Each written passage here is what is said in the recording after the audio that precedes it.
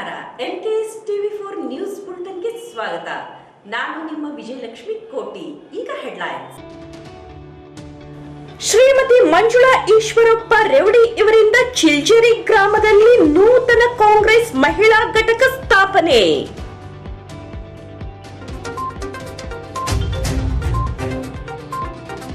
ಗಜೇಂದ್ರಗಢದ ಜ್ಞಾನೋದಯ coaching ಸೆಂಟರ್ನಲ್ಲಿ ಆಗಮಿಸಿ mimicry ಮುಖಾಂತರ ಮಕ್ಕಳನ್ನು ರಂಜಿಸಿದ ಕನ್ನಡದ ಕಾಮಿಡಿ ಕಿಲಾಡಿ ಖ್ಯಾತಿಯ ಉಮೇಶ್ ಕಿನ್ನಾಳ್.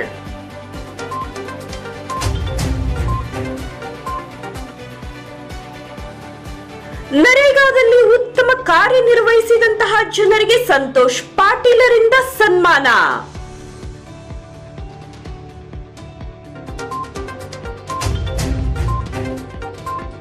ಹನಂಸಾಗರದ ಶ್ರೀ ಅನ್ನದಾನೇಶ್ವರ ಶಿಕ್ಷಣ ಸಂಸ್ಥೆಯಲ್ಲಿ ವಿದ್ಯಾರ್ಥಿಗಳಿಗೆ ಉಚಿತ ಪುಸ್ತಕ ವಿತರಣೆ, ಸಾಹಿತಿಗಳಿಗೆ ಸನ್ಮಾನ ಹಾಗೂ ಕಲಾವಿದರಿಂದ ಸಂಗೀತ ಕಾರ್ಯಕ್ರಮ.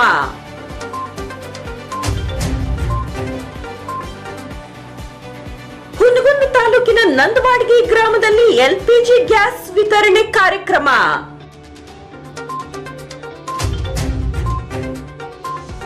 ಗದಗ ಜಿಲ್ಲೆಯ ಉಸ್ತುವಾರಿ ಸಚಿವರಾಗಿರುವಂತಹ ಮಾನ್ಯ BC ಪಾಟೀಲರಿಂದ ಹೊಸದಾಗಿ ನಿರ್ಮಾಣವಾಗುತ್ತಿರುವಂತಹ ಬಿಜೆಪಿ ಪಕ್ಷದ ಕಚೇರಿಗೆ ಆಗಮನ.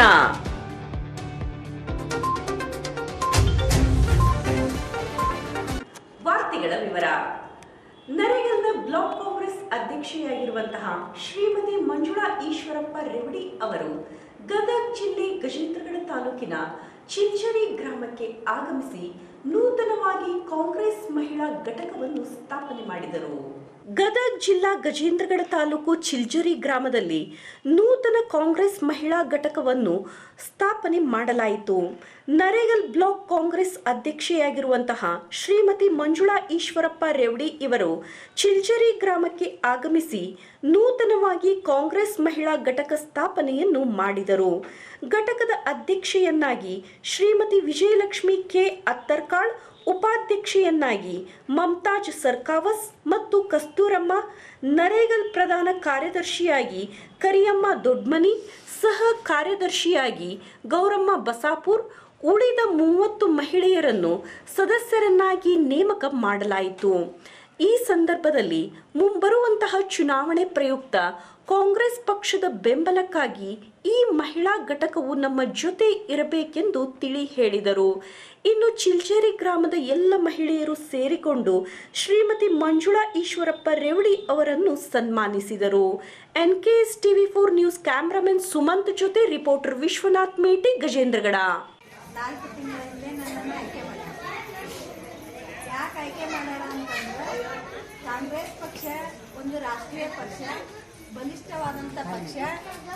ಅದರಲ್ಲಿ ರೋಣ ಮತಕ್ಷೇತ್ರದಲ್ಲಿ ಅತಿ ಹೆಚ್ಚಿನ ಮಹಿಳಾ ಮತದಾರರನ್ನು ಹೊಂದಿದಂಥ ಪಕ್ಷ ಯಾವುದಂದ್ರೆ ಕಾಂಗ್ರೆಸ್. ಈ ಏಷ್ಯಾ ಖಂಡದಲ್ಲಿ ಏನಾಗಿದೆ ಅಂದ್ರೆ ರೋಣ ಮತಕ್ಷೇತ್ರದಲ್ಲಿ ಅತಿ ಹೆಚ್ಚು ಮಹಿಳೆಯರು ಕೊಡ್ತಾರೆ. ಯಾವ ತಾಲೂಕಿನಲ್ಲಿ ಇಲ್ಲ, ಅಷ್ಟೊಂದು ರೋಣ ತಾಲೂಕಿನಲ್ಲಿ ಅತಿ ಹೆಚ್ಚು ಮಹಿಳಾ ಗುಲಾಬಿ ಬಣ್ಣದ ಒಂದು ಬೂತ್ ನಂಬರ್ 1 ತಾಲೂಕಿಗೆ ಕೊಡ್ತಾರೆ. ಅಷ್ಟೊಂದು ಮಹಿಳಾ ಓಟುಗಳನ್ನ ಇಟ್ಟುಕೊಂಡು ನಮ್ಮ ಪಕ್ಷಕ್ಕೆ ಹಿನ್ನಡೆ ಆಗಕತ್ತೈತಿ. ಯಾಕೆ ಆಗಕತ್ತೈತಿ ಅಂದ್ರೆ ಯಾವ ಮಹಿಳೆಯರು ಕೂಡ ಇವತ್ತು ಏನಾಗಕತ್ತಾರ, ಹೊರಗೆ ಬರಾಕತ್ತಿಲ್ಲ. ಮಹಿಳಾ ಸಂಘಟನೆ ಕಡಿಮೆ ಆಗಕತ್ತೈತಿ. ಮಹಿಳೆಯರು ಸಂಪೂರ್ಣವಾಗಿ ಈ ಪಕ್ಷದ ಒಂದು ಸಂಘಟನೆ ಕೊರತೆಗೆ ಆ ಒಂದು ಉದ್ದೇಶಕ್ಕಾಗಿ ನನ್ನನ್ನು ಆಯ್ಕೆ ಮಾಡಿಕೊಂಡು ಪ್ರತಿಯೊಂದು ಹಳ್ಳಿಗೂ ಹೋಗಿ, ಪ್ರತಿಯೊಂದು ಮಾಡಿಗೆ ಹೋಗಿ ಮಹಿಳಾ ಸಂಘಟನೆ ಮಾಡ್ರಿ, ಮಹಿಳಾ ಒಂದು ಕಮಿಟಿಯನ್ನು ಮಾಡಿ, ಮಹಿಳಾ ಮಂಡಳಗಳನ್ನ ರಚನೆ ಮಾಡ್ರಿ ಅಂತ ಹೇಳಿ GS ಪಾಟೀಲ್ ಸಾಹೇಬ್ರು ನನಗೆ ಮಹಿಳಾ ಸಂಘಟನೆ ಮಾಡೋಕ್ಕೆ ಅವಕಾಶ ಕೊಡ್ತಾರೆ. ಯಾಕಂದ್ರೆ ಬರುವಂತ ದಿನಮಾನಗಳಲ್ಲಿ ನಮ್ಮ ಪಕ್ಷ ಮುಂಚೂಣಿ ಬರ್ಬೇಕಾಗೈತಿ, ಆರಿಸಿ ಬರ್ಬೇಕಾಗೈತಿ. GS ಪಾಟೀಲ್ ಸಾಹೇಬ್ರು ನಮ್ಮ ರೋಣ ತಾಲೂಕಿನ ಶಾಸಕರಾಗಿ ಆಯ್ಕೆಯಾಗಿ ಬಂದು ಏನು ಮಹಿಳಾ ಕೊರತೆಗಳದವು, ಯಾವ ಊರಿನಲ್ಲಿ ಮಹಿಳಾ ಕೊರತೆಗಳದ ಸಲುವಾಗಿ ಇವತ್ತ ಪುರುಷರು ಏನ್ ಮಾಡಾಕ್ತಾರ, ಮಹಿಳಾ ಸಂಘಟನೆ ಮಾಡಾಕತ್ತಿಲ್ಲ. ಅವ್ರು ಏನ್ ಮಾಡ್ತಾರ, ತಮ್ಮಷ್ಟಕ್ಕೆ ತಾವು ಇಲೆಕ್ಷನ್ ಇದ್ದಾಗ ಓಡಾಡ್ತಾರ. ಏನ್ ತಮ್ಮ ಸಮಸ್ಯೆ ಅದ, ತಮ್ಮ ವಾರ್ಡ್ ಸಮಸ್ಯೆ ಅದ ಅಷ್ಟು ಹೇಳ್ತಾರ, ಬರ್ತಾರೆ. ಆದ್ರೆ ಮಹಿಳೆಯರ ಸಮಸ್ಯೆ ಹೇಳ್ಬೇಕಂದ್ರೆ ಯಾರು ಬೇಕ, ಒಬ್ಬರು ಮಹಿಳೆಯರ ಬೇಕಾಗ.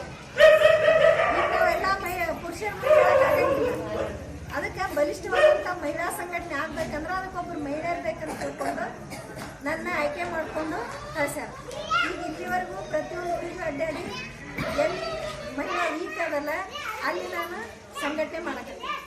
ಈ ಊರಿಗೆ ನಾನು ಗೃಹ ಪ್ರಥಮವಾಗಿ ಸಾಕಷ್ಟು ಸಲ ಬಂದೀನಿ ಹೋಗಿನಿ, ನಾನು ವೈಯಕ್ತಿಕ ಕೆಲಸದ ಮೇಲೆ ಬಂದೀನಿ. ಆದ್ರೆ ಪಕ್ಷ ಸಂಘಟನೆ ಅಂತೇಳಿ ನಾನು ಮೊದಲೇ ಸಲ ತಮ್ಮ ಊರಿಗೆ ಬರಕತ್ತೀನಿ. ತಾವೆಲ್ಲರೂ ನನ್ನನ್ನು ಇಷ್ಟೊಂದು ಆತ್ಮೀಯತೆಯಿಂದ ಅಪ್ಕೊಂಡಿರಿ, ಆತ್ಮೀಯತೆಯಿಂದ ನನಗೆ ಸ್ವಾಗತ ಕೋರಿರಿ, ಆತ್ಮೀಯತೆಯಿಂದ ನನಗೆ ಸನ್ಮಾನ ಮಾಡಿ ತಮ್ಮ ಊರಿನ ಒಂದು ಸಹೋದರಿ ಅಂತೇಳಿ ನನ್ನನ್ನು ಒಪ್ಕೊಂಡ್ರಿ. ಅದಕ್ಕೆ ನಾನು ಮೊದಲೇ ಒಂದು ಕಾಂಗ್ರೆಸ್ ಪಕ್ಷದ ವತಿಯಿಂದ, ನನ್ನ ವೈಯಕ್ತಿಕ ವತಿಯಿಂದ ತಮ್ಮೆಲ್ಲರಿಗೂ ಅನಂತ ಹೃತ್ಪೂರ್ವಕವಾದ ಇವತ್ತ ನನಗೆ ಇಲ್ಲಿ ಬರ್ಬೇಕಂದ್ರೆ ನನಗೆ ಪಕ್ಷದ ಇಂಥವ್ರಂತ ನನಗೆ ಗೊತ್ತಿಲ್ಲ. ಯಾಕಂದ್ರೆ ನಾನು ಇಲ್ಲಿವರೆಗೆ ಏನು ಮಾಡೀನಿ, ವೈಯಕ್ತಿಕವಾಗಿ ಸಮಾಜದ ಒಂದು ಸಂಘಟನೆ ಮಾಡೀನಿ, ಮಹಿಳಾ ಸಂಘಟನೆ ಬೇರೆ ಬೇರೆ ರೂಪದಲ್ಲಿ ನಾನು ಮಾಡೀನಿ. ನನ್ನದೇ ಆದಂಥ ಒಂದು ಮಹಿಳಾ ಸಂಸ್ಥೆ NGO ಐತಿ, ಸಿದ್ಧಗಿರಿಜಾ ಅಂತೇಳಿ NGO ಐತಿ. ಅದ್ರ ಮುಖಾಂತರ ನಾನು ಸಂಘಟನೆ ಮಾಡ್ಕೊತೀನಿ. ಆದ್ರೆ ವೈಯಕ್ತಿಕವಾಗಿ ಪಕ್ಷ ಸಂಘಟನೆ ಮಾಡ್ಬೇಕಂದ್ರೆ ನನಗೆ ಯಾರು ಇಲ್ಲೊಬ್ರು ಮುಖ್ಯಸ್ಥರು ಬೇಕು, ರೂವಾರಿಗಳು ಬೇಕಂತ. ಅದಕ್ಕಾಗಿ ನಾನು ಏನು ಮಾಡಿದೆ, ಕರೆಪ್ಪಣ್ಣವ್ರಿಗೆ ನಾನು ಫೋನ್ ಮಾಡಿದೆ. ಒಂದು 4-5 ದಿವಸದಿಂದ ಫೋನ್ ಮಾಡಿದೆ. ಅಣ್ಣಾರ ನಾನು ನಿಮ್ಮ ಊರಿಗೆ ಬರ್ಬೇಕಂತ ಮಾಡೀನಿ, ಮಹಿಳಾ ಸಂಘಟನೆ ಮಾಡ್ಬೇಕಂತ ಮಾಡೀನಿ ಅಂತ ಹೇಳಿದೆ. ಹೇಳಿದಾಗ ಅವರು ಕೂಡ ಅಷ್ಟೇ ಸಂತೋಷದಿಂದ ಆಯ್ತು ರೀ ಮೇಡಮ್ಮ, ನಾವೆಲ್ಲ ಮಂದಿ ಕೂಡಿಸಿ ನಿಮಗೆ ಕರೆಸ್ತೀನಿ, ನನಗೊಂದು 4-5 ದಿವಸ ಟೈಮ್ ಕೊಡ್ರಿ ಅಂತ ಹೇಳಿ. ಆಯ್ತು ರೀ, ನೀವು ಯಾವಾಗ ಕೂಡಿಸಿ ಕರಿತೀರಿ, ನಾನು ಅವಾಗ ಬರಕ್ಕೆ ಸಿದ್ಧನೆ. ಯಾಕಂದ್ರೆ ಮಹಿಳೆಯರಿಗೆ ಇವತ್ತು ಏನಾಗೈತಿ, ಗ್ಯಾಸ್ ರೇಟ್ ಎಷ್ಟು ಹೆಚ್ಚಾಗೈತೆ ಅನ್ನೋದು ನಮ್ಗೆ ಗೊತ್ತೈತಿ. ಅಡುಗೆ ಮಾಡೋದು ನಾವು, ಅದಕ್ಕೆ ನಾವು ಹೋರಾಡ್ಬೇಕು. ಏನಂದ್ರೆ ಫಸ್ಟ್ ನಮ್ಗೆ ಸಬ್ಸಿಡಿ ಒಳಗೆ 400 ರೂಪಾಯಿ ಮಾಡಿದ್ರು, 200 ರೂಪಾಯಿ, 300 ರೂಪಾಯಿ ಆತ. ಈಗ 1000. ಅದು ಕಡಿಮೆ ಮಾಡ್ಬೇಕಂದ್ರೆ ಯಾರು ಹೋರಾಟ ಮಾಡ್ಬೇಕು, ನಾವು. ಡೀಸೆಲ್ ಪೆಟ್ರೋಲು ಅವ್ರಿಗೆ ಗೊತ್ತೈತಿ, ಓಡಾಡ್ತಾರ, ಆದ್ರೂ ಅವ್ರು ಮಾಡೋದು. ಓಡಾಡೋರವ್ರ ಇಲ್ಲ ಗಾಡಿ ಮೇಲೆ, ಅದ್ರ ರೇಟ್ ಎಷ್ಟು ಹೆಚ್ಚಾಗೈತೆ ಅಂತ ಗೊತ್ತಾಗೈತಿಲ್ಲ, ಆದ್ರೂ ಓಡಾಡೋರು. ಯಾಕಂದ್ರೆ ಒಂದು ಸಂಘಟನೆ ಕೊಡ್ತೀವಿ. ಯುವಕರಿಗಿಷ್ಟ ಉದ್ಯೋಗ 2 ಕೋಟಿ ಉದ್ಯೋಗ ಕೊಡ್ತೀನಂದ್ರೆ ಎಲ್ಲಾಗೈತಿ, ಎಲ್ಲರೂ ಬೆಂಗಳೂರು ಬಿಟ್ಟು ಇವತ್ತ ಒಳ್ಳೆ ಏನ್ ಮಾಡಕತ್ತಾರ, ನಮ್ಮ ಊರಿಗೆ ಬಂದು ಕೃಷಿ ಕೆಲಸ. ಯಾವುದನ್ನು ಹೇಳಿದ್ದ ಅವ್ರು ಇಲ್ಲಿವರೆಗೂ ಮಾಡಿಲ್ಲ ಅಂದಾಗ ಏನ್ ಮಾಡ್ಬೇಕು, ನಾವು ಹೋರಾಟ ಮಾಡಿ ನಮ್ಮ ಹಕ್ಕು ಏನೈತಿ ನಾವು ಪಡ್ಕೋಬೇಕಂದಾಗ ನಾವು ನೀವು ಎಲ್ಲರೂ ಮುಂಚೂಣಿ ಒಳಗ ಬರಬೇಕು, ಪಕ್ಷ ಸಂಘಟನೆ ಮಾಡ್ಬೇಕು, ಹೆಚ್ಚು ನಾವು ಪಕ್ಷವನ್ನು ಬಲಿಷ್ಠಗೊಳಿಸ್ಬೇಕು, ನಮ್ಮ ಸೈಬರ್ ಮೀಸನ್ನು ನಾವು ಆರಿಸ್ತರ್ಬೇಕು. ಅಂದಾಗ ಮಾತ್ರ ನಾವು ಹೋಗಿ ಎಲ್ಲಿ ನಿಮ್ಗೆ ಕೇಳಾಕ ನಮ್ಗೆ ಅವಕಾಶಗಳ ಇಲ್ಲ ಅಂದ್ರೆ ನಮ್ಗೆ ಏನಾಗೈತಿ, ಎಲ್ಲಿ ನಮ್ಗೆ ಅವಕಾಶಗಳಿಲ್ಲ. ಯಾರು ನಮ್ಗೆ ಕೇಳ್ತೀವಿ, ಅಧಿಕಾರ ಅವ್ರದ್ದು. ನಾವು ಮನ್ಯಾಗ ಕುಂತಿರ್ತೀವಿ, ಕೇಳಕ್ಕೆ ಎಲ್ಲಿ ನಮ್ಗೆ ಅಧಿಕಾರ ಇಲ್ಲ. ಇವತ್ತು ನಮ್ಮ ಪಕ್ಷ ಮುಂಚೂಣಿಯಾಗಿ ಬಂದಾಗ ನಾವು ಕೇಳಕ್ಕಾಕೈತಿ. ಅದಕ್ಕೆ ಏನು ಮಾಡ್ಬೇಕಾಗ್ಯದ, ನಾವು ಪಕ್ಷವನ್ನು ಬಲಿಷ್ಠಗೊಳಿಸ್ಬೇಕಾಗೈತಿ. ಏನು ನಮ್ಮ ಕುಂದು ಕೊರತೆಗಳದಾವು ನಾವು ಈಡೇರಿಸ್ಕೋಬೇಕು. ಅದಕ್ಕಾಗಿ ಇವತ್ತು ತಮ್ಮ ಊರಿಗೆ ಬಂದೀವಿ. ತಾವೆಲ್ಲರೂ ಒಮ್ಮತದಿಂದ ಪಕ್ಷ ಸಂಘಟನೆ ಮಾಡೋಣ, ಒಂದು ಮಹಿಳಾ ಘಟಕ ರಚನೆ ಮಾಡ್ತೀವಿ. ಸರ್ಕಾರ ಸಣ್ಣವರು ಕೂಡ ಸಾಕಷ್ಟು ನಮ್ಗೆ ಬೆಂಬಲವಾಗಿ ನಿಂತಾರೆ. ಅವರೆಲ್ಲರನ್ನೂ ಗಮನಕ್ಕೆ ತಗೊಂಡು, ಊರಾಗ ಎಷ್ಟು ಜನ ಮುಖಂಡರಿದ್ದಾರೆ ಎಲ್ಲರನ್ನೂ ನಾವೆಲ್ಲ ಗಮನಕ್ಕೆ ತಗೊಳ್ಳೋಣ. ಅವ್ರ ಜೊತೆ ಸಂಘಟನೆ ಅವ್ರ ಕೈ ಜೋಡಿಸೋಣ, ಅವರು ನಮ್ಮ ಜೊತೆ ಕೈ ಜೋಡಿಸೋದು ನಾವು ಕೇಳೋಣ. ಯಾಕಂದ್ರೆ ಪುರುಷರಿಂದ ನಾವು ಏನು ಮಾಡೋಕ್ಕೆ ಇವತ್ತು ಅವ್ರು ಎಲ್ಲ ಕೊಡೋರು ಅಂತ ನಿಮ್ಗೆ ಬಂದರೆ ನಿನ್ನ ಮೇಲೆ ಹಂಗಾಗಲ್ಲ. ನಿಮ್ಮಲ್ಲಿ ನಾವು ಯಾರು ಇಲ್ಲಿ ಒಬ್ಬ ಅಧ್ಯಕ್ಷರನ್ನಂತ ಮಾಡ್ತೀನಿ, ಉಪಾಧ್ಯಕ್ಷರನ್ನಂತ ಆಯ್ಕೆ ಮಾಡ್ತೀನಿ, ಕಾರ್ಯದರ್ಶಿ ಅಂತ ಮಾಡ್ತೀನಿ. ನಾವು ಮಹಿಳೆಯರಿಗೆ ನಾವು ಕೊಡೋದ ಪ್ರತಿಯೊಂದು ಈಗ ಅಣ್ಣಾರು ಬಂದು ಕರೆಯೋಕ್ಕಾಗಂಗಿಲ್ಲ. ಯಾಕಂದ್ರೆ ಅವ್ರದ್ದಾದಂಥ ಕೆಲಸ ಇರ್ತಾವ, ಅವ್ರದಂಥ ಸಂಘಟನೆ ಇರ್ತೈತಿ, ಅವ್ರು ಮಾಡ್ಬೇಕಂತ. ಮಹಿಳೆಯರು ಕರಿಬೇಕಂದ್ರೆ ಈಗ ನಾವು ಮಹಿಳೆಯರ ಕೊಡ್ಬೇಕು. ನಮ್ಮ ಪಕ್ಷವನ್ನು ನಾವು ಸಂಘಟನೆ ಮಾಡಬೇಕು, ನಾವು ಮುಂದೆ ತರಬೇಕು. ನಮ್ಮ ಮನೆ ಹಂಗೆ ಅಷ್ಟು ನಾವು ಒಗ್ಗಟ್ಟಾಗೋನು, ಪಕ್ಷವನ್ನು ಬಲಿಷ್ಠ ಮಾಡೋಣ. ಬರುವಂಥ ದಿನಮಾನಗಳಲ್ಲಿ ನಮ್ಮ ಪಕ್ಷವನ್ನು ಆರಿಸ್ತರೋನು. ನಮ್ಮ ಏನು ಕುಂದು ಕೊರತೆಗಳದಾವು, ನಮ್ಮ ವಾರ್ಡಿಗೆ ಏನಾಗಬೇಕಾಗ್ಯದ, ನಮ್ಮ ಊರಿಗೆ ಏನಾಗಬೇಕಾಗ್ಯದ, ನಮ್ಮ ಮನೆಗೆ ಏನಾಗಬೇಕಾಗ್ಯದ, ನಮ್ಮ ಎಲ್ಲ ಸಮಸ್ಯೆಗಳನ್ನ ಹೇಳ್ಕೊಡೋಣ. ಇವತ್ತು ಸಾಕಷ್ಟಿನ ಕೋಟಿನ ಕಾರ್ಡ್ ಆಗಿಲ್ಲ, ಕೆಲವೊಂದು ಬಂದಿಲ್ಲ, ಕಾರ್ಮಿಕರ ಕಾರ್ಡ್ ಬಂದಿಲ್ಲ, ಆರೋಗ್ಯ ಕಾರ್ಡ್ ಬಂದಿಲ್ಲ, ಹೌದು, ನಮ್ಮ ಮಕ್ಕಳಿಗೆ ಸರಿಯಾಗಿ ಸ್ಕಾಲರ್ಶಿಪ್ ಮುಟ್ಟಿಲ್ಲ. ಇವೆಲ್ಲ ಹೇಳ್ಬೇಕಲ್ಲ, ಇವೆಲ್ಲ ಯಾರು ಮುಂದೆ ಹೇಳೋದು? ಈಗ ಒಬ್ಬರ ಹೋದ್ರೆ ಯಾರು ನಮ್ಮನ್ನು ಮಾತಾಡ್ಸಂಗಿಲ್ಲ. 10 ಮಂದಿ ಹೋದ್ರೆ ನಮ್ಮನ್ನು ಯಾಕ್ರಿ ಇಷ್ಟು ಮಂದಿ ಬಂದಿಲ್ಲ ಅಂತ ಕೇಳ್ತಾರೆ. ಒಬ್ಬರು ಕಡೆ ಬಂದಾಗ ಕೂಡ ಹೆಣ್ಮಾಡ ಅಲಕ್ಷ್ಯ ಮಾಡ್ತಾರೆ. ನಾವು 10 ಮಂದಿ ಹೋದ್ರೆ ನಮಗೆ ಬೆಲೆ ಐತಿ, ಒಬ್ಬರು ಹೋದ್ರೆ ನಮ್ಗೆ ಎಂದೂ ಯಾರು ಬೆಲೆ ಕೊಡೋದಿಲ್ಲ. ಅದಕ್ಕೆ ಎಲ್ಲರೂ ಕೈ ಜೋಡಿಸಿ ನಾವು ಹೋಗೋಣ. ನಮ್ಮ ಪಕ್ಷ ಏನು ಕುಂದು ಕೊರತೆಗಳ ನಾವು ಹೇಳ್ಕೊಳ್ಳೋಣ, ನಮ್ಮ ಸೈಬರ್ ಮುಂದೆ ಹೇಳ್ಕೊಳ್ಳೋಣ, ನಮ್ಮ ಊರಿನ ಸಮಸ್ಯೆ ಹೇಳ್ಕೊಳ್ಳೋಣ. ಮುಂದಿನ ತೀರ್ಮಾನಗಳಲ್ಲಿ ನಾವು ಯಶಸ್ಸನ್ನು ಪಡೀನು ಅಂತ ಹೇಳಿ ನಾನು ಈ ಸಂದರ್ಭದಲ್ಲಿ ಹೇಳ ಬಯಸ್ತೀನಿ. ಯಾಕಂದ್ರೆ ಇದು ಒಂದು ಮಹಿಳಾ ಸಂಘಟನೆ ಆದರೂ ಹೆಚ್ಚಿಗೆ ಏನು ಮಾತಾಡಕ್ಕೆ ಇದು ಬರೋಂಗಿಲ್ಲ. ಯಾಕಂದ್ರೆ ಜನಸಂದಣಿ ಒಳಗೆ ನಾವು ಕುಂತು ಮಾತಾಡುವಾಗ ನಮ್ಗೆ ಎಷ್ಟು ಬೇಕು ಅಷ್ಟೇ ಮಾತಾಡೋದು, ಹೌದೇನು? ಯಾಕಂದ್ರೆ ನಮ್ಮ ಮನೆ ಒಡಕ್ ಮಾಡೋರು ಭಾಳ ಮಂದಿ ಇರ್ತಾರೆ. ಅದಕ್ಕೆ ಒಡಕಾಗೋದು ಬೇಡ. ನಾವೆಲ್ಲರೂ ಕೂಡಿ ಪಕ್ಷ ಸಂಘಟನೆ ಮಾಡೋಣ. ಬರೋ ತೀರ್ಮಾನಗಳು ನಮ್ಮ ಪಕ್ಷವನ್ನು ಎತ್ತಿದ್ದೀನೋ ತಾವೆಲ್ಲರೂ ಬದ್ಧವಾಗಿ ನಿಲ್ತೀವಿ ಅಂತ ನನಗೆ ವಿಶ್ವಾಸ ಐತಿ. ಆ ವಿಶ್ವಾಸದ ಮೇಲೆ ನಾ ಇವತ್ತು ಬಂದಿದ್ದೀನಿ. ನೀವೆಲ್ಲರೂ ದಯವಿಟ್ಟು ಏನು ಇವತ್ತು ಕೂಡಿರಿ. ನಾ ಪ್ರತಿಯೊಂದು ಸಲ ಯಾವಾಗ ಕರೋದು ನೀವು ಕೂಡಿ ಏನೇ ಇರ್ತಾರೆ. ನಮ್ಮ ಸಮಸ್ಯೆ ಹೇಳ್ಕೊಳಕರ ಇರಲಿ, ನಾವು ಸಂಘಟನೆ ಮಾಡಕರ ಇರಲಿ, ಸಾಹೇಬ್ರು ಬಂದಾಗರ ಇರಲಿ, ನಾ ಬಂದಾಗರ ಇಂಥವೆಲ್ಲರೂ ಎಷ್ಟು ಒಮ್ಮತದಿಂದ ಕೂಡ್ತೀರಿ ಅಷ್ಟು ನಾನು ಕೆಲಸ ಮಾಡಕ್ಕೆ ಪಡ್ತೀನಿ. ನಾನು ಭರವಸೆ ಕೊಡ್ತೀನಿ. ಯಾಕಂದ್ರೆ ಸಾಹೇಬ್ರು ಬಂದಾಗ ನಾನು ಇವಾಗ ಕೆಲಸ ಮಾಡಿಸ್ಕೊಡಕ್ಕೆ ಸುಮ್ಮನೆ ಹೇಳಿದ್ರು ಹೋದ್ರು ಅದು ಹೆಂಗೆ ರಾಜಕೀಯ ಮಾಡೋದು. ಸಂಘಟನೆ ಮಾಡ್ತೀವಂದ್ರೆ ಅದು ಫಲ ಇರ್ಬೇಕು. ಒಗ್ಗಟ್ಟು ಸಾಹೇಬ್ರು ಬಂದ್ಮೇಲೆ ನಾವೇನ ಹೇಳಿದ್ರು ಮಾಡಿಸ್ಕೊಡ್ತೀನಿ ಅಂತೇಳಿ ಆ ಒಂದು ಜವಾಬ್ದಾರಿ ನಾವು ಬರ್ತೀವಿ. ತಮ್ಮ ಊರಿಗೆ ಬರುತ್ತೆ ಬೇಕಾದ್ರೆ ತಮ್ಮ ಊರಿಗೆ ಏನೋ ಸಮಸ್ಯೆ ಇರ್ತೀವಿ ಅದನ್ನೆಲ್ಲ ಸಾಹೇಬ್ರು ಆರಿಸಿ ಬಂದ್ಮೇಲೆ ನಾ ಗಟ್ಟಿಯಾಗ ಮುಂದೆ ನಿಂತು 10 ಕೆಲಸ ಆಗಲಿಕ್ಕೆ 5 ಕೆಲಸ ಆದ್ರೂ ನಾನು ನಿಮ್ಮ ಊರಿಗೆ ನಾನು ಮಾಡಿಸ್ಕೊಡ್ತೀನಿ ಅಂತ ಹೇಳಿ ಸಾಹೇಬ್ರ ಪರವಾಗಿ ನಾನು ಭರವಸೆ ಕೊಡ್ತೀನಿ. ಅದಕ್ಕೆ ತಾವೆಲ್ಲರೂ ಆ ಭರವಸೆ ಮೇಲೆ ನನ್ನ ಮೇಲೆ ನಂಬಿಕೆ ಇಟ್ಟು ನಮ್ಮ ಪಕ್ಷವನ್ನು ಸಂಘಟನೆ ಮಾಡಿರಿ. ಹೆಚ್ಚು ಮತಗಳನ್ನು ಹಾಕಿಸುವಂತ ಜವಾಬ್ದಾರಿ ತಗೊಳ್ಳೋಣ. ನಮ್ಗೆ ಯಾರಿಗೂ ನಮ್ಮ ಪಕ್ಷಕ್ಕೆ ಅನ್ಯಾಯ ಇಲ್ಲ ನಾವು ನಡ್ಕೊಳ್ಳೋಣ ಅಂತೇಳಿ ನಾನು ಇಲ್ಲಿ ಕರೆಸಿ ಇಷ್ಟೆಲ್ಲ ನನಗೆ ಸನ್ಮಾನ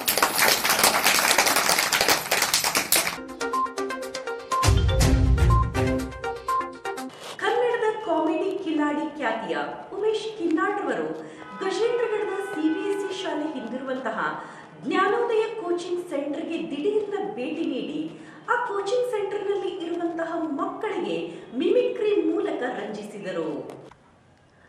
ಕನ್ನಡದ ಕಾಮಿಡಿ ಕಿಲಾಡಿ ಖ್ಯಾತಿಯ ಉಮೇಶ್ ಕಿನ್ನಾಡ್ ರವರು ಗಜೇಂದ್ರಗಢದ ಸಿಬಿಎಸ್ಇ ಶಾಲೆ ಹಿಂದಿರುವಂತಹ ಜ್ಞಾನೋದಯ ಕೋಚಿಂಗ್ ಸೆಂಟರ್ನಲ್ಲಿ ಇಂದು ದಿಢೀರ್ ಭೇಟಿ ನೀಡಿ ಆ ಕೋಚಿಂಗ್ ಸೆಂಟರ್ನ ಶಾಲೆಯಲ್ಲಿ ಇರುವಂತಹ ಮಕ್ಕಳಿಗೆ ತಮ್ಮ ಮಿಮಿಕ್ರಿ ಮುಖಾಂತರ ಮಕ್ಕಳನ್ನು ರಂಜಿಸಿದರು. ಹಾಗೂ ಇಂದಿನ ಮಕ್ಕಳಲ್ಲಿ ಇರುವಂತಹ ಕಲೆ ಹೊರಹೊಮ್ಮಲು ಇಂದಿನ ಮೀಡಿಯಾ ಬಹಳ ಪ್ರಾಮುಖ್ಯತೆ ಪಡೆದಿದೆ ಅಂತ ಕೂಡ ತಿಳಿಸಿದರು. ಆ ಒಂದು ವರದಿ ಇಲ್ಲಿದೆ, ನೋಡೋಣ ಬನ್ನಿ. ಹಾಗೇನೆ ಉಮೇಶ್ ಕಿನ್ನಾಡ್ ಅವರು ಉದ್ದೇಶಿಸಿ ನಿಮ್ಮ ಕಲೆಯನ್ನು ಉದ್ದೇಶಿಸಿ. ನಮಸ್ಕಾರ ಎಲ್ರಿಗೂ. ಸಡನ್ ಸನ್ಮಾನ ಆಗೈತಿ. ಈಗ ಗೊತ್ತಿರಲಿಲ್ಲ ಸರ್ ಫೋನ್ ಮಾಡಿದೆ ಗಜೇಂದ್ರಗಢದ ಮನೆಗೆ. ಭಾಳ ಆಳವಾಗಿ ಇಳಿದು ಮಾತಾಡಿದ್ರೆ ನಿಮ್ಗೆ ಯಾರು ಅರ್ಥ ಆಗೈತಿ. ಏನಿಲ್ಲ, ನೀವು ಶಾಲೆ ಕಲೆ ಆಗ್ತೀರಿ, ಬರಾಯ್ತೀರಿ, ಓದಾಕತ್ತೀರಿ, ಓಕೆ ಕಲೀರಿ. ಓಕೆ, ನಿಮ್ಮ ಕಡೆ ಒಂದೊಂದು ಟ್ಯಾಲೆಂಟ್ ಇರ್ತೈತಿ, ನಿಮ್ಮ ಕಡೆ ಒಂದೊಂದು ಸರ್ ಹೇಳಿದ್ರಲ್ಲ ಒಂದು ಅದನ್ನ ಹೆಂಗೆ ಹೊರಗೆ ಹಾಕ್ಬೇಕಪ್ಪ ಅಂತಂದ್ರೆ ಎಕ್ಸಾಂಪಲ್ ಮಿಮಿಕ್ರಿ ಅಂತಂದ್ರೆ ಈಗ ಹೊರಗೆ ಕಾಯಿ ಒದರ್ತಿರ್ತೈತಿ, ಅದನ್ನ ನೋಡ್ತೀರಿ, ಅದ್ರ ಜೋಡಿ ನೀವು ಓದಿರ್ಬೇಕು. ಕಾಯಿಗೆ ಓದಿರ್ತೈತಿ ಅಂತೈತಿ, ನೀವು ಅದ್ರ ಜೋಡಿ ಮತ್ತೆ ಅದ್ರ ಜೋಡಿ ನೀವು ಕಾಂಪಿಟೇಷನ್ ಕೊಡ್ಬೇಕು. ಅದನ್ನ ಒಳ್ಳೆ ತಿರ್ಗಿಸ್ ನೋಡ್ಬೇಕು, ನೀವು ಅನ್ಬೇಕು ಅದಕ್ಕೆ ಆಕ ಅಂತೈತಿ. ಅವಾಗ ನಿಮ್ ಟ್ಯಾಲೆಂಟ್ ಹೊರ ಬರ್ತೈತಿ, ಹೌದಲ್ಲ? ಮನಿಯೊಳಗ ಏನ್ ಮಾಡ್ತಿರ್ತಾರ, ಅವ್ರು ಬೈತಿರ್ತಾರ, ಅವ್ರು ಹೆಂಗ್ ಬೈತಾರ, ಅಲಕಾಟ್ ಬಾಳೆ ಹೆಂಗೆ ಈಗ ಒಂದಿಷ್ಟು ಬೈತಿರ್ತಾರ, ಅವ್ನ ಅಬ್ಸರ್ವ್ ಮಾಡ್ಬೇಕು. ಅದು ನಿಮ್ಮ ಅವ್ರ ತರ ನೀವು ಮಿಮಿಕ್ ಮಾಡಕ ಅಂದ್ರೆ ಅನುಕರಣೆ ಮಾಡಕ ಕಲಿಬೇಕು. ಅವಾಗ ಕಲೆ ಹೊರಗೆ ಬರ್ತೈತಿ. ಸಂಗೀತ ಅಂತಂದ್ರೆ ಏನ, ಸಂಗೀತ ಎಲ್ಲ ಕಡೆ ಇರ್ತೈತಿ. ಏನ ಸಂಗೀತ ಎಲ್ಲ ಕಡೆ ಇರ್ತೈತಿ. ನಿಮ್ಮ ಭಜನಿ ಪದ ಗೊತ್ತದ ನಿಮ್ಗೆ? ಭಜನಿ ಪದ ಕೇಳ್ತಾರ ನೀವು? ಜನಪದ ಏನ್ ಟ್ಯಾಕ್ಟ್ರಿ ಒಳಗೆ ಹಾಡು ಹಚ್ಕೊಂಡು ನೋಡಿರ್ತಾರ, ಹಾಡು ಬರ್ತಿರ್ತೈತಿ. ಯಾವ್ದೋ ಎಕ್ಸಾಂಪಲ್ ಸುಮ್ಮನೆ ನಿಮ್ಗೆ ಗೊತ್ತಿರೋದಂದ್ರೆ ನನಗೆ ಹೇಳತಿ ಅದು ಇದು ಹಾಡು ಬರ್ತಿರ್ತೈತಿ, ಹೌದಲ್ಲ? ಅದನ್ನ ನೀವು ಹಾಡಕ್ಕೆ ಟ್ರೈ ಮಾಡ್ಬೇಕು. ಅದ್ರ ರೀತಿನಾಗ ನೀವು ಒಂದೊಂದು ಹಾಡು ಕರ್ಕೊಂಡ್ ಹೋದ್ರೆ ಸಂಗೀತ ಶಾಲೆಗಳು ಇರ್ತಾವೆ. ಸರಿ ಗೊತ್ತಿರ ಜನಪದ ಒಳಗೆ ಅದ್ಭುತ ಕಲಾವಿದ್ರ ಭಜೇಂದ್ರ ಸರ್ ಓದಿರ್ತೈತಿ. ಅವ್ನ ಕರ್ಕೊಂಡ್ ಹೋಗ್ಬೇಕು, ಇಷ್ಟ ಮತ್ತೇನಿಲ್ಲ. ಓದು ಅಭ್ಯಾಸ ಅದರ ಜೊತೆಗೆ ಕಲೆಯನ್ನ ಕೂಡಿಸ್ಕೊಂಡು ಹೋದ್ರೆ ಒಂದು ಏನೋ ನೀವು ಒಂದು ಹೆಸರು ಮಾಡ್ಬೋದು, ಸಾಧಿಸ್ಬೋದು. ಸಾಧನೆ ನಿಮ್ ಗುರಿ ಇಟ್ಕೋರಿ. ಮೊದ್ಲು ಗುರುಗಳಕ್ಕಾರ ಅದರ, ನೀವು ಮುಂದ್ ಗುರಿ ಇಟ್ಕೋರಿ, ಹಿಂದ್ ಗುರುಗಳು ಬರ್ತಾರೆ. ಆರ್ ಶೈನ್ ಸರ್ ಬಗ್ಗೆ ಮಾತಾಡೋದಾದ್ರ ಅದ್ಭುತವಾದಂಥ ರೈಟ್ರು, ಆಮೇಲೆ ಡೈರೆಕ್ಷನ್ ಮಾಡುವಂಥ ಟ್ಯಾಲೆಂಟು, ಹಾಗೆ ಹೀರೋ, ನೆಕ್ಸ್ಟ್ ಅಪ್ಕಮಿಂಗ್ ಹೀರೋ ನಮ್ಮ ಕನ್ನಡ ಇಂಡಸ್ಟ್ರಿಗೆ. ಅವ್ರ ಜೊತೆ ಒಂದು ಕೆಲಸ ಮಾಡೋದು ತುಂಬಾ ಭಾಳ ಖುಷಿ ಆಗ್ತದೆ. ಯಾಕಂತಂದ್ರೆ ಕ್ಲೀನ್ ಬೋರ್ಡ್ ಅಂತ ಮೂವಿ ಬರತೈತಿ ಸರ್, ಗೊತ್ತೈತಿಲ್ಲ ನಿಮ್ಗೆಲ್ರಿಗೂ? ಗೊತ್ತೈತಿಲ್ಲ? ಕ್ಲೀನ್ ಬೋರ್ಡ್ ಅಂದ್ರೆ ಬೆಳ್ಳಕ್ಕಿ ಅಂತ ಅದನ್ನ ಏನ್ ಮಾಡೈತಿ, ಬದಲಾವಣೆ ಮಾಡೈತಿ, ಬೆಳ್ಳಕ್ಕಿ ಅಂತ ಹೇಳಿ. ಆ ಪಿಕ್ಚರ್ ಒಳಗೆ ಸರ್ ಹೀರೋ. ಎಲ್ಲರೂ ಒಂದ್ಸರಿ ಸರಿ ಕಂಗ್ರ್ಯಾಚುಲೇಷನ್ಸ್ ಹೇಳ್ಬಿಡ್ರಿ.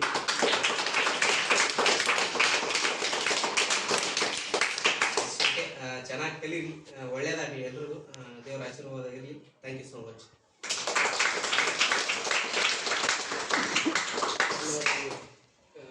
ಸರ್ಗೆ ಹಾಗೆ ಭಜಂತ್ರಿ ಸರ್ ಕಡೆಯಿಂದ ಸಣ್ಣ ಒಂದು ಯಾವುದಾದ್ರೂ ಒಂದು ಹಾಡು ನನ್ನ ಮಕ್ಕಳಿಗೆ ನಿಮ್ಮ ಕಲಾವಿದರು. ಮಹಾತ್ಮ ಗಾಂಧಿ ರಾಷ್ಟ್ರೀಯ ಗ್ರಾಮೀಣ ಉದ್ಯೋಗ ಖಾತ್ರಿ ಯೋಜನೆ ತಾಲೂಕು ಪಂಚಾಯಿತಿ ರೋಣ ಗಜೇಂದ್ರಗಡದ ನರೇಗಾದಲ್ಲಿ ಉತ್ತಮ ಕಾರ್ಯನಿರ್ವಹಿಸಿದಂತಹ ಜನರಿಗೆ ಸಂತೋಷ್ ಪಾಟೀಲ್ ರವರು ಸನ್ಮಾನಿಸಿದರು. ಮಹಾತ್ಮ ಗಾಂಧಿ ರಾಷ್ಟ್ರೀಯ ಗ್ರಾಮೀಣ ಉದ್ಯೋಗ ಖಾತ್ರಿ ಯೋಜನೆ ತಾಲೂಕು ಪಂಚಾಯಿತಿ ರೋಣ ಗಜೇಂದ್ರಗಡ ನರೇಗಾದಲ್ಲಿ ಉತ್ತಮ ಕಾರ್ಯನಿರ್ವಹಿಸಿದಂತಹ ಜನರಿಗೆ ಸಂತೋಷ್ ಪಾಟೀಲ್ ರವರು ಸನ್ಮಾನಿಸಿದರು. ಇಂದು ನರೇಗಾ ದಿವಸದ ಪ್ರಯುಕ್ತ 2021 ಹಾಗೂ 22ನೇ ಸಾಲಿನ ಆರ್ಥಿಕ ವರ್ಷದಲ್ಲಿ ಮಹಾತ್ಮ ಗಾಂಧಿ ರಾಷ್ಟ್ರೀಯ ಗ್ರಾಮೀಣ ಉದ್ಯೋಗ ಖಾತ್ರಿ ಯೋಜನೆಯಲ್ಲಿ ಉತ್ತಮವಾಗಿ ಕಾರ್ಯನಿರ್ವಹಿಸಿ ಯೋಜನೆಯ ಅನುಷ್ಠಾನದಲ್ಲಿ ಪ್ರಮುಖ ಪಾತ್ರ ವಹಿಸಿದಂತಹ 5 ಜನ ಕೂಲಿಕಾರರು ಹಾಗೂ ಗ್ರಾಮೀಣ ಮಟ್ಟದಲ್ಲಿ ಯೋಜನೆಯನ್ನು ಅನುಷ್ಠಾನಕ್ಕೆ ಶ್ರಮಿಸಿದಂತಹ ಕೆಳಮಟ್ಟದ ನೌಕರರು ನರೇಗಾ ಕೂಲಿಕಾರರಾದ ಪಾರಮ್ಮ ಮಠಪತಿ, ಶಾಂತಯ್ಯ ಮಠಪತಿ, ಮುರ್ತುಸಾಬ್ ಬಾಲೆ ಸಾಬಣ್ಣವರ್, ಜೀವನ್ ಸಾಬ್ ಮೌಲಾ ಸಾಬ್ ಮುಲ್ಲಾನವರ್, ಮಾಳವ ಸಿದ್ಲಿಂಗಪ್ಪ ಕರಡಿ, ಹುಸೇನ್ ಸಾಬ್ ಇಮಾಮ್ ಸಾಬ್ ಸಂಗಮ್ ನರೇಗಾ ಯೋಜನೆ ಅಡಿಯಲ್ಲಿ ಉತ್ತಮ ಕಾರ್ಯನಿರ್ವಹಿಸಿದ ಸಾಧಕರಿಗೆ ಗೌರವಿಸಿ ಸನ್ಮಾನಿಸಲಾಯಿತು. ನಂತರ ಸಂತೋಷ್ ಪಾಟೀಲ್ ರವರು ಮಾತನಾಡಿ, ಕೇಂದ್ರ ಸರ್ಕಾರದ ಮಹತ್ವ ಆಕಾಂಕ್ಷಿ ಯೋಜನೆಗಳಲ್ಲಿ ನರೇಗಾ ಯೋಜನೆ ನಮ್ಮ ಪ್ರಧಾನಮಂತ್ರಿಗಳಾದ ನರೇಂದ್ರ ಮೋದಿಜಿ ಅವರು ಗ್ರಾಮೀಣ ಭಾಗದ ಜನರು ಕೆಲಸ ಇಲ್ಲ ಅಂತ ಇರಬಾರದು, ಹೆಣ್ಣು ಮತ್ತು ಗಂಡಿಗೆ ಸಮಾನ ಕೂಲಿ ಇದಾಗಿದೆ. ಉದ್ಯೋಗದ ಸಲುವಾಗಿ ವಲಸೆ ಹಾಗೂ ಗುಳೆ ಹೋಗುವುದನ್ನು ತಪ್ಪಿಸಲು ನಮ್ಮ ಉದ್ಯೋಗ ನಮ್ಮ ಪಂಚಾಯಿತಿಯಲ್ಲಿ ಎನ್ನುವ ಹಾಗೆ ಈ ಯೋಜನೆಯ ಉದ್ದೇಶವಾಗಿದೆ ಎಂದು ಹೇಳಿದರು. ನರೇಗಾ ಮಾಹಿತಿಯನ್ನು ಕೂಡ ಈ ಸಂದರ್ಭದಲ್ಲಿ ನೀಡಿದರು. ತಾಲೂಕಾ ಪಂಚಾಯಿತಿಯ ಸಿಬ್ಬಂದಿ ವರ್ಗ ಉಪಸ್ಥಿತರಿದ್ದರು. NKS TV4 news reporter Rudrappa Hebballi, Ron.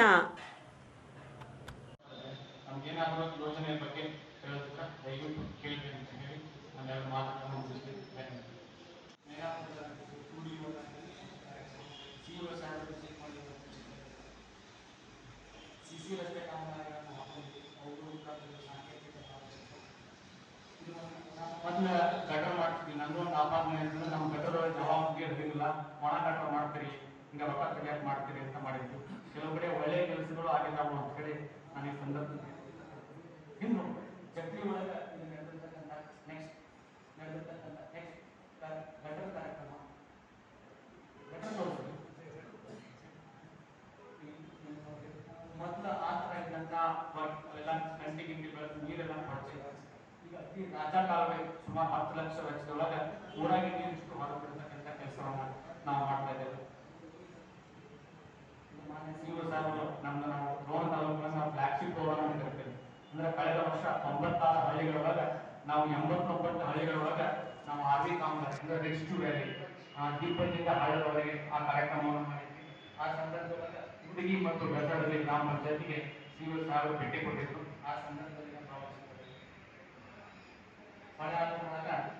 ನಾವು ಸ್ಮಶಾನ ಅಭಿವೃದ್ಧಿ ಕಾರ್ಯಕ್ರಮವನ್ನು ಮಾಡಿದ್ವಿ. ನಾವು ನೋಡ್ಬೋದು, ಮೊದಲನೇ ಭಾವಚಿತ್ರದೊಳಗೆ ಎಲ್ಲ ಗಂಟೆ ಬೆಳೆದ ಇನ್ನೂ ನೋಡಾಕಿದ್ದೀವಿ. ಈ ಕೊನೆಯ ಭಾವಚಿತ್ರದಲ್ಲಿ ನೋಡ್ಬೋದು, ಹೊಸ ಲೇಔಟ್ ಮಾಡಿದಂಗ ಅತ್ಯುತ್ತಮ ರೀತಿಯಿಂದ 10 ಲಕ್ಷ ರೂಪಾಯಿಗಳೊಳಗೆ ಕೆಲಸ ಮಾಡಿದ್ದಾರೆ. ಮಹಿಳಾ ವರ್ಕ್ಶೆಡ್ ಅಂದ್ರೆ ಸ್ವಸಹಾಯ ಗುಂಪುಗಳಿಗೆ ತಮ್ಮ ಚಟುವಟಿಕೆಗಳನ್ನು ಮಾಡಲಿಕ್ಕೆ ಒಂದು ವರ್ಕ್ಶೆಡ್ ಅನ್ನ ರಾಜುಗುರು ಗ್ರಾಮ ಪಂಚಾಯತಿ ಕಾರ್ಯಕ್ರಮ ಆಗಿ ವರ್ಕ್ ತಮ್ಮೆಲ್ಲ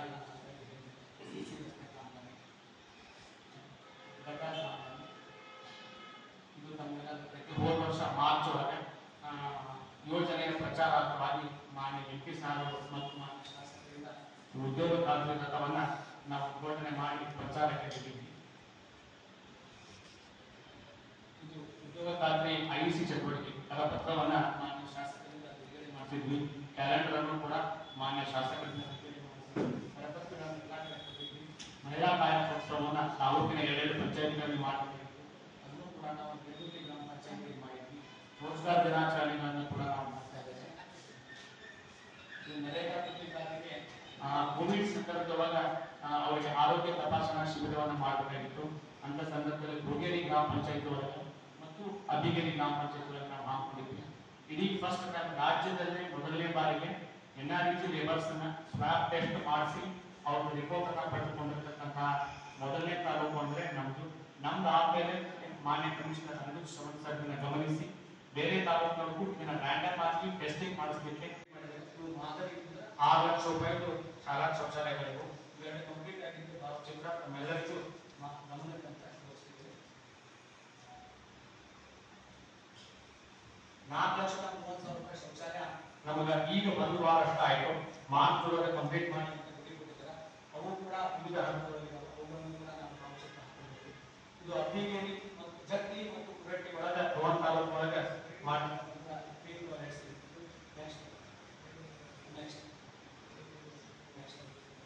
ಒಟ್ಟು ನಾವು ರೋಣ ಮತ್ತು ಗಜೇಂದ್ರಗಡ ತಾಲೂಕಿನೊಳಗ 5 ಬಾಸ್ಕೆಟ್ಬಾಲ್ ಕಾರ್ಯಕ್ರಮ 5 ಬಾಸ್ಕೆಟ್ಬಾಲ್ ಗ್ರೌಂಡ್ಸ್ ಅನ್ನ ಮಾಡಿದ್ದಾರೆ. ಸುಮಾರು 9 ಲಕ್ಷಕ್ಕೂ ಹೆಚ್ಚಿನ ವೆಚ್ಚದೊಳಗ ಅಬ್ಬಿಗೇರಿ, ಮೆಣಸಗಿ ಮತ್ತು ಇಟಗಿ ಒಳಗ, ಗಜೇಂದ್ರಗಡದೊಳಗ ಗೋಗೇರಿ ಕುಂಟೋಜಿ ಮತ್ತು ಉಷಿಗೇರಿ ಗ್ರಾಮ ಪಂಚಾಯತ್ ಒಳಗ ಮಾಡಿದ್ದಾರೆ. ಮೆಣಸಿ ಗ್ರಾಮ ಪಂಚಾಯತ್ ಒಳಗ ಈಗ ಆಲ್ರೆಡಿ ಕಾಮಗಾರಿ ಮುಕ್ತಾಯ ಆಗಿದೆ.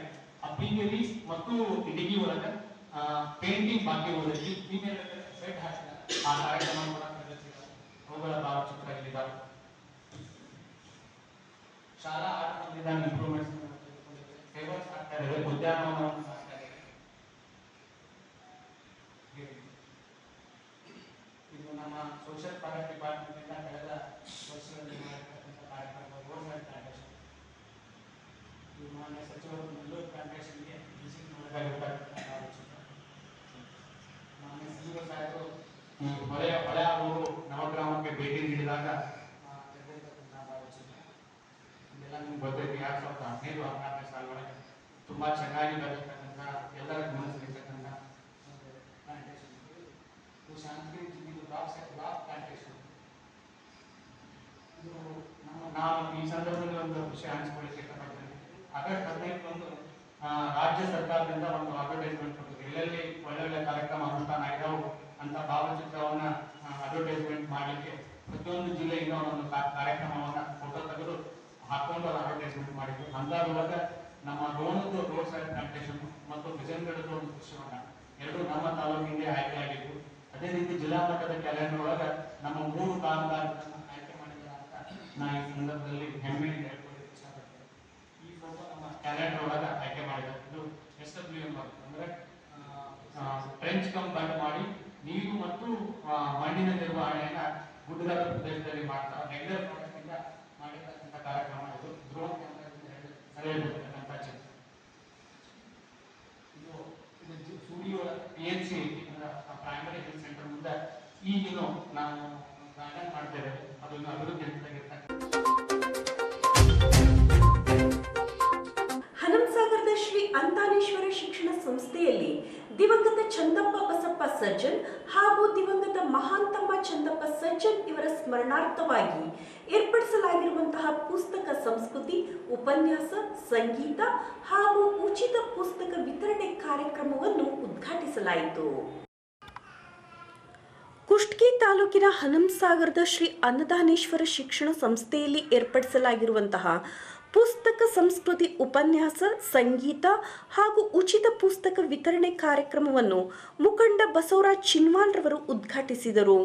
ಹನಂಸಾಗರದ ಶ್ರೀ ಅನ್ನದಾನೇಶ್ವರ ಶಿಕ್ಷಣ ಸಂಸ್ಥೆಯಲ್ಲಿ ಏರ್ಪಡಿಸಿದ್ದ ಪುಸ್ತಕ ಸಂಸ್ಕೃತಿ, ಉಪನ್ಯಾಸ, ಸಂಗೀತ ಹಾಗೂ ಉಚಿತ ಪುಸ್ತಕ ವಿತರಣೆ ಕಾರ್ಯಕ್ರಮದಲ್ಲಿ ಪುಸ್ತಕ ದಾನಿಗಳಾದ ಬಸವಂತಪ್ಪ ಕಂಪ್ಲಿ ದಂಪತಿಗಳನ್ನು ಸಂಸ್ಥೆಯ ಪರವಾಗಿ ಸನ್ಮಾನಿಸಲಾಯಿತು. ಪುಸ್ತಕ ಸಂಸ್ಕೃತಿ, ಉಪನ್ಯಾಸ ಕಾರ್ಯಕ್ರಮ ಪುಸ್ತಕಗಳು ನಮ್ಮ ಬದುಕಿನ ಭಾಗಗಳು. ಹನಂಸಾಗರ ಪುಸ್ತಕಗಳು, ಪುಸ್ತಕ ಸಂಸ್ಕೃತಿ ಹಾಗೂ ಓದುವಿಕೆ ಇವೆಲ್ಲವೂ ನಮ್ಮ ಬದುಕಿನ ಭಾಗಗಳು. ಪುಸ್ತಕಗಳನ್ನು ಬಿಟ್ಟು ವಿದ್ಯಾವಂತ ಸಮಾಜ ಬದುಕಲು ಸಾಧ್ಯವಿಲ್ಲ. ಒಂದಲ್ಲ ಒಂದು ಸಂದರ್ಭದಲ್ಲಿ ನಾವು ಪುಸ್ತಕಗಳ ಜೊತೆಗೆ ಬದುಕು ಮಾಡಬೇಕಾಗುತ್ತದೆ ಎಂದು ಮುಖಂಡ ಬಸವರಾಜ್ ಚಿನ್ವಾಲ್ ರವರು ಹೇಳಿದರು. ಶ್ರೀ ಅನ್ನದಾನೇಶ್ವರ ಶಿಕ್ಷಣ ಸಂಸ್ಥೆಯಲ್ಲಿ ದಿವಂಗತ ಚಂದಪ್ಪ ಬಸಪ್ಪ ಸಜ್ಜನ್ ಹಾಗೂ ದಿವಂಗತ ಮಹಾಂತಪ್ಪ ಚಂದಪ್ಪ ಸಜ್ಜನ್ ಇವರ ಸ್ಮರಣಾರ್ಥವಾಗಿ ಏರ್ಪಡಿಸಲಾಗಿದ್ದ ಪುಸ್ತಕ ಸಂಸ್ಕೃತಿ, ಉಪನ್ಯಾಸ, ಸಂಗೀತ ಹಾಗೂ ಉಚಿತ ಪುಸ್ತಕ ವಿತರಣೆ ಕಾರ್ಯಕ್ರಮವನ್ನು ಉದ್ಘಾಟಿಸಿ ಅವರು ಮಾತನಾಡಿದರು. ನಮ್ಮ ತಲೆಮಾರು ಕೂಡ ಇಂದಿನ ಜ್ಞಾನ ಪರಂಪರೆಯನ್ನು ಪುಸ್ತಕ ರೂಪದಲ್ಲಿ ಇಟ್ಟು ಹೋಗುತ್ತದೆ. ಹಿಂದಿನವರು ಬಿಟ್ಟು ಹೋಗಿರುವುದನ್ನು ಹಾಗೂ ನಾವು ಮುಂದಿನವರಿಗಾಗಿ ಉಳಿಸಿ ಹೋಗುವ ಜ್ಞಾನದ ನಿರಂತರ ಧಾರೆ ಪುಸ್ತಕ ರೂಪದಲ್ಲಿ ಸಂಗ್ರಹವಾಗಿರುತ್ತದೆ. ಹಳೆಯ ತಲೆಮಾರು ತಮ್ಮ ಜೀವಮಾನದ ನೆನಪಿನ ಸಂಚಯವನ್ನು ಉಳಿಸಿ ಹೋಗುವ ವಿಧಾನ ಬರವಣಿಗೆ ಎಂದು ಹೇಳಿದರು. ಸಾಹಿತಿ ಜಹಾನ್ ಅರಾ ಅವರು ಪುಸ್ತಕ ಸಂಸ್ಕೃತಿ ವಿಷಯವಾಗಿ ಉಪನ್ಯಾಸವನ್ನು ನೀಡಿದರು. ಪುಸ್ತಕಗಳು ಆಯಾ ಕಾಲದ ಸಂಸ್ಕೃತಿಯ ಜೀವಂತ ಪ್ರತೀಕ. ಯಾವುದೇ ಕಾಲದ ಸಂಸ್ಕೃತಿ, ಜನಜೀವನ, ಆಚಾರ ವಿಚಾರ, ಆ ಕಾಲದ ಸಾಮಾಜಿಕ, ಆರ್ಥಿಕ, ಧಾರ್ಮಿಕ, ರಾಜಕೀಯ ಬದುಕು ಇವೆಲ್ಲವನ್ನು ನಾವು ಅರ್ಥ ಮಾಡಿಕೊಳ್ಳಲು ನಮಗೆ ಅಧಿಕೃತವಾಗಿ ಸಿಗುವ ಆಕರಗಳೆಂದರೆ ಪುಸ್ತಕಗಳು. ಪುಸ್ತಕ ಸಂಸ್ಕೃತಿಯು ವಾಹಕವೂ ಹೌದು, ಸಂಸ್ಕೃತಿಯ ಬೆಳವಣಿಗೆಗೆ ಸಹಾಯಕವೂ ಹೌದು. ಪುಸ್ತಕ ನಾಗರಿಕತೆಯ ತಳಹದಿ, ಜ್ಞಾನಾರ್ಜನೆಯ ಅಪೂರ್ವ ಮಾಧ್ಯಮವೊಂದು ಪ್ರಮುಖ ಸಾಧನ. ಅನುಭವ, ಜ್ಞಾನದ ಅಭಿವ್ಯಕ್ತಿ ರೂಪವಾದ ಪುಸ್ತಕ ಸಂಸ್ಕೃತಿಯ ನಿರಂತರ ಪ್ರವಾಹಕ್ಕೆ ಸೇತುವೆಯಾಗಿದೆ ಎಂದರು. ಅಧ್ಯಕ್ಷತೆ ವಹಿಸಿದ್ದ ಸಂಸ್ಥೆಯ ಅಧ್ಯಕ್ಷ ಸಂಗಯ್ಯ ವಸ್ತ್ರದ್ರವರು ಮಾತನಾಡಿ, ಜ್ಞಾನ, ವಿಜ್ಞಾನ, ಸಂಸ್ಕೃತಿ, ಸಂಪ್ರದಾಯ, ಆಗು ಹೋಗುಗಳು ಎಲ್ಲವನ್ನೂ ದಕ್ಕಿಸಿಕೊಳ್ಳಲು ಓದಿನ ಮೂಲಕ ಮಾತ್ರ ಸಾಧ್ಯವಾಗುವುದು. ಓದು ಲಭ್ಯವಾಗುವುದು ಲಿಖಿತ ದಾಖಲೆಗಳಿದ್ದಾಗ ಮಾತ್ರ. ಆ ದಾಖಲೆಗಳು ಆಯಾ ಭಾಷೆ, ಸಂಸ್ಕೃತಿ, ರೂಢಿ ಮತ್ತು ಜ್ಞಾನದ ಮೇಲೆ ಅವಲಂಬಿತ.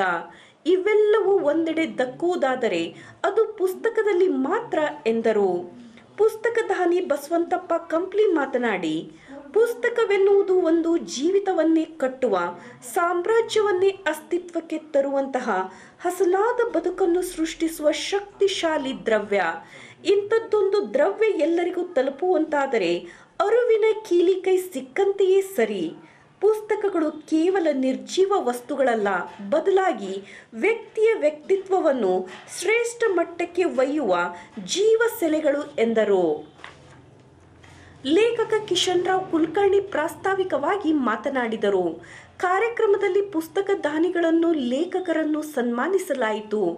ಸಂಸ್ಥೆಯ ನಿರ್ದೇಶಕರಾದ ಶ್ರೀಶೈಲಪ್ಪ ಮೋಟ್ಗಿ, ಸಿದ್ದಯ್ಯ ಬಾಳಿಹಳ್ಳಿಮಠ, ಕರಿಸಿದ್ದಪ್ಪ ಕುಷ್ಟಗಿ, ಸಿದ್ದಣ್ಣ ಚಿನಿವಾಲ್ರ, ಕರಿಸಿದ್ದಪ್ಪ ಅಗಸಿಮುಂದಿನ್, ಡಾಕ್ಟರ್ ಬಸವರಾಜ್ ಬಾಚ್ಲಾಪುರ್, ಗವಿಸಿದ್ದಪ್ಪ ಗಡಾದ್, ವೀರೇಶ್ ಮೋಟ್ಗಿ, ಅಮರಯ್ಯ ವಿಭೂತಿ, ಪ್ರಭುದೇವ್ ಬ್ಯಾಳಿ ಇದ್ದರು. ರಾಮಚಂದ್ರ ಬಡ್ಗೇರ್ ಸ್ವಾಗತಿಸಿದರು. ಮಲ್ಲಯ್ಯ ಎಸ್ ಕೋಮಾರಿ ಕಾರ್ಯಕ್ರಮವನ್ನು ನಿರ್ವಹಿಸಿದರು. ರವಿಕುಮಾರ್ ಅಮ್ಲಿಕೊಪ್ಪಮಠ ವಂದಿಸಿದರು. ಕ್ಯಾಮ್ರಾಮನ್ ಚನ್ನು ಗೋನಾಳ್ಮಠ ಜೊತೆ ರಿಪೋರ್ಟರ್ ಶಿವಕುಮಾರ್ ಕೆಂಬಾವಿ ಹಿರೇಮಠ. ಒಂದು ಪುಸ್ತಕ ಎಷ್ಟು ವಿಶೇಷ ಐತಪ್ಪ ಅಂತಂದ್ರೆ ಅದನ್ನ ಆಕ್ಚುಲಿ ನಾವು ಒಂದು ಹಿಂದೆ ಅವರು ಸ್ಪಾನ್ಸರ್ ಮಾಡಿದಾಗ ಕೊಟ್ಟಿದ್ರು. ಆ ಪುಸ್ತಕ ಓದಕ್ಕೆ ನಮ್ಗೆ ಅವಕಾಶ ಸಿಕ್ಕಿದ್ದಿಲ್ಲ. ಈ ಲಾಕ್ಡೌನ್ ಬಂದ ಟೈಮ್ನಾಗ ಖಾಲಿ ಕುಂದ್ರಲ್ಲಿ ಏನಂತಂದು ಆ ಪುಸ್ತಕವನ್ನು ಓದೋಕೆ ಸ್ಟಾರ್ಟ್ ಮಾಡಿದ್ದೆ. ಅದು ಹೆಂಗೆ ಐತಿ ಅಂತಂದ್ರೆ ಒಂದೇ ಪುಸ್ತಕ ನೋಡಿ ಏನು ಓದ್ಕೊಂತ ಹೋದ್ರೆ ನಮ್ಗೆ ಹೆಂಗೆ ಆಗ್ಬಿಟ್ಟು ಟೈಮ್ ಟೇಬಲ್ ಆದಾಗ ಆಗ್ಬಿಟ್ಟು ಮನೆಗೆ ಸಾಯಂಕಾಲ 5 ಗಂಟೆಗೆ ಎಲ್ಲಿ ಹೊರಗೆ ಹೋದಪ್ಪ ಈ ಪುಸ್ತಕ ಓದೋಣ ಅಂತಂದ್ರೆ ನಿಜವಾಗಲ್ಲ. ಇವತ್ತು ನಾನು ಆ ಪುಸ್ತಕಕ್ಕೆ ಯಾಕೆ ನಾನು ಒಂದು ಒಂದು ಒಳ್ಳೆ ಪುಸ್ತಕ ಅಂತ ಹೇಳ್ತೀನಿ ಅಂತಂದ್ರೆ ನಾವು ತಿಳ್ಕೊಂಡಿಲ್ಲ. ಒಂದು ಈಗ ಮೆಚ್ಚಬೇಕಂತಂದ್ರೆ ಬರೀ ನಾವು ಪುಸ್ತಕ ಪುರವಣಿಯಲ್ಲಿ ಬಂತು, ಅದು ಓದಿ ಮತ್ತೆ ಮರಳಿನ ಅದನ್ನ ಪುಸ್ತಕ ರದ್ದಿಗೆ ಹಾಕಿದ್ರೆ ಅದು ಒಂದು ಪುಸ್ತಕಕ್ಕೆ ಅಥವಾ ಬರೆದಂತ ಒಂದು ಲೇಖನಕ್ಕೆ ಮೆರಗಲ್ಲ. ಆ ಪುಸ್ತಕವನ್ನು ಎಲ್ಲ ಜೋಡಣೆ ಮಾಡಿ ಪ್ರತಿಯೊಂದು ಕೃತಿ ತಂದ್ರೆ ಅನುಗಾಲದ ಅನುಭವ ಅನ್ನೋದು ಅದು ದೊಡ್ಡ ಕೃತಿ. ಯಾಕಂದ್ರೆ ಹನುಮಸಾಗರದ ಹಿಡಿದ ಕೊಪ್ಪಳ ಜಿಲ್ಲಾ ಮಟ್ಟನ ಏನೇನು ವಿಶೇಷವಾದಂಥ ಒಂದು ಊರಲ್ಲಿ ವಿಶೇಷವಾದಂಥ ಮಠ ಇರ್ಬೋದು, ಒಂದು ಗುಡಿ ಇರ್ಬೋದು, ಒಂದು ಜಲವಂತದ ಒಂದು ಸಮಸ್ಯೆ ಇರ್ಬೋದು, ಅವನ್ನೆಲ್ಲ ಕ್ರೋಢೀಕರಿಸ್ಯಾರ. ಹ್ಯಾಂಗ್ ಕ್ರೋಢೀಕರಿಸ್ಯಾರ ಅಂದ್ರೆ ಇವತ್ತು ನಾವು ನಿಜವಾಗ್ಲೂ ವಿಶೇಷಿ ಒಂದು ಕೆರಿ ತೋರಿ, ಹಿರಿಯಾಳದ ಒಂದು ಪುನಶ್ಚಾತ ಒಂದು ಕೆರಿ ತೋರಿ, ಇವೆಲ್ಲ ಕೆರಿ ಸರ್ಕಾರ ಮಾಡಲಾರಂತ ಕೆಲಸ ಒಬ್ಬ ಸ್ವಾಮೀಜಿ ಮಾಡ್ಯಾರಂದ್ರೆ ಆ ಒಂದು ಕಾರಣ ಈ ಲೇಖನ ಅಂತ ಹೇಳ್ತಾರೆ. ಇವತ್ತು ನೋಡ್ರಿ, ನಾನು ಭಾಳ ಮಂದಿ ನಮ್ಮ ಅಂಗಡಿಯ ಬರೋಂಥ ಒಂದು ರೈತರನ್ನ ವಿಚಾರ ಮಾಡ್ತೀನಿ. ಚಳಗೇರಿಯವರೆಗೂ ಈ 10 ವರ್ಷ ಮಟ್ಟ ನೀರಿದ್ದಿಲ್ಲ ಬಾವಿ ಒಳಗೆ, ಹೊಸಳ್ಳಿ ಮಠ ಇದ್ದಿಲ್ಲ. ನಮ್ಮ ಸೈಡ್ ನಮ್ಗೆ 10 ವರ್ಷ ಆದ ನೀರ ಇದ್ದಿಲ್ಲ, ಮಳಿನ ಇದ್ದಿಲ್ಲ, ನೀರು ಇದ್ದಿಲ್ಲ. ಆದ್ರೆ ಹಿರಿಯ ಒಂದು ಪುರಸ್ಕೃತನ ಒಂದು ರೂಪ ಹಾಕಿಕೊಂಡಂತ ಸ್ವಾಮೀಜಿಯವರು ರಿಷೇಶಿಕೆರೆ ಪುನಶ್ಚೇತನಕ್ಕೆ ನಾಂದಿ ಹಾಡಿದ್ರು. ಆ ಒಂದು ಪುನಶ್ಚೇತನ ಒಂದು ಕೆರೆ ಏನೈತಿ ಇವತ್ತು ಚಳಗೇರಿವರೆಗೂ ಸಹಿತ ಇವತ್ತು ನಮ್ಮ ನೀರು ರೀಚಾರ್ಜ್ ಬೋರು ಎಲ್ಲಾ ರೈತರು ಸಮೃದ್ಧಿ ಆಗಿದ್ರು. ಇದಕ್ಕೆ ಕಾರಣ ಅವರು ಕೆರೆಯನ್ನು ಪುನಶ್ಚೇತನ ಮಾಡಿರ್ತಾರೆ. ಅಂತ ಸ್ವಾಮೀಜಿ ಯಾರಪ್ಪ ಅಂತಂದ್ರೆ ನಮ್ಮ ಕೊಪ್ಪಳ ಸಂಸ್ಥಾನ ಮಾಡಿದ ಶ್ರೀ ಜಗದ್ಗುರು ಶ್ರೀ ಅನ್ನದಾನ ಮಹಾಸ್ವಾಮಿಗಳು. ಅವ್ರು ಈ ಬುಕ್ಕ ಒಂದು ಕತಿ ಬರೋದ್ಮ್ಯಾಗ ಈಗ ಬುಕ್ಕ ಲೇಖನ ಆದ್ಮ್ಯಾಗ ನಮ್ಮ ಸೋಮ ಕರೆಸ್ಕೊಂಡ್ರು. ಬುಕ್ಕ ಒಂದು ಲೀಟ್ ಬಂದಿದ್ರು ಓದಾಕ. ಮರುದಿನ ನಾವು ವಿಚಾರ ಮಾಡಿದಾಗ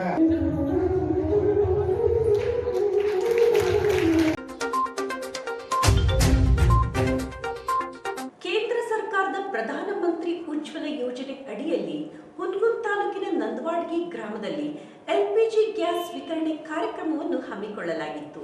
ಹುನಗುಂದ ತಾಲೂಕಿನ ನಂದವಾಡಗಿ ಗ್ರಾಮದಲ್ಲಿ ಎಲ್ಪಿಜಿ ಗ್ಯಾಸ್ ವಿತರಣೆ ಕಾರ್ಯಕ್ರಮವನ್ನು ಹಮ್ಮಿಕೊಳ್ಳಲಾಯಿತು. ಈ ಕಾರ್ಯಕ್ರಮದಲ್ಲಿ ಶಾಸಕ ದೊಡ್ಡನಗೌಡ ಜಿ ಪಾಟೀಲ್ ಮತ್ತು ಶ್ರೀ ಶಟಸ್ಥಲ ಬ್ರಹ್ಮ ಮಹಾಂತಲಿಂಗ ಶಿವಾಚಾರ್ಯರು ನಂದವಾಡಗಿ ಇವರ ಅಮೃತ ಹಸ್ತದಿಂದ ಎಲ್ಪಿಜಿ ಗ್ಯಾಸ್ ವಿತರಿಸಲಾಯಿತು. ಈ ಕಾರ್ಯಕ್ರಮದಲ್ಲಿ ನಂದವಾಡಗಿ ಗ್ರಾಮದ ಗುರು ಹಿರಿಯರು ಭಾಗವಹಿಸಿದ್ದರು. ಕ್ಯಾಮರಾಮನ್ ಚನ್ನು ಗೋನಾಳ್ ಮಠ ಜೊತೆ ರಿಪೋರ್ಟರ್ ಶಿವಕುಮಾರ್ ಕೆಂಬಾವಿ ಹಿರೇಮಠ.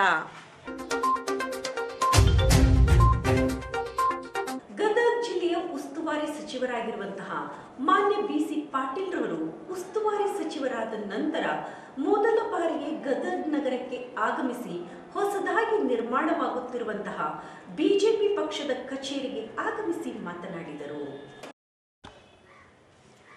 ಗದಗ ಜಿಲ್ಲೆಯ ಉಸ್ತುವಾರಿ ಸಚಿವರು ಮಾನ್ಯ ಬಿಸಿ ಪಾಟೀಲ್ ಅವರು ಉಸ್ತುವಾರಿ ಸಚಿವರಾದ ನಂತರ ಮೊದಲ ಬಾರಿಗೆ ಗದಗ ನಗರಕ್ಕೆ ಆಗಮಿಸಿ ಹೊಸದಾಗಿ ನಿರ್ಮಾಣವಾಗುತ್ತಿರುವಂತಹ ಬಿಜೆಪಿ ಪಕ್ಷದ ಕಚೇರಿಗೆ ಆಗಮಿಸಿ ಮಾತನಾಡಿದರು. ಬಿಜೆಪಿ ಪಕ್ಷದಲ್ಲಿ ಭಿನ್ನಮತ ಇದೆಯಾ ಎಂದು ಕೇಳಿದ್ದಕ್ಕೆ ನಮ್ಮಲ್ಲಿ ಕೆಲವರಿಗೆ ಸಚಿವರಾಗಲು ಆಸೆ ಇರುತ್ತದೆ, ಅದು ಕೈ ತಪ್ಪಿದ್ದಕ್ಕೆ ಸ್ವಲ್ಪ ಅಸಮಾಧಾನವೂ ಕೂಡ ಇರುತ್ತದೆ, ಆದರೆ ಪಕ್ಷದಲ್ಲಿ ಅಲ್ಲ. ಎಲ್ಲ ಶಾಸಕರು ಬಿಜೆಪಿ ಪಕ್ಷದ ಸಿದ್ಧಾಂತಕ್ಕೆ ಬದ್ಧರಾಗಿದ್ದಾರೆ. ಕೆಲವು ಕಾಂಗ್ರೆಸ್ ಪಕ್ಷದ ಶಾಸಕರು ಬಿಜೆಪಿ ಪಕ್ಷಕ್ಕೆ ಬೆಂಬಲ ನೀಡಲು ಬಯಸಿದ್ದಾರೆ ಎಂದು ಹೇಳಿದರು.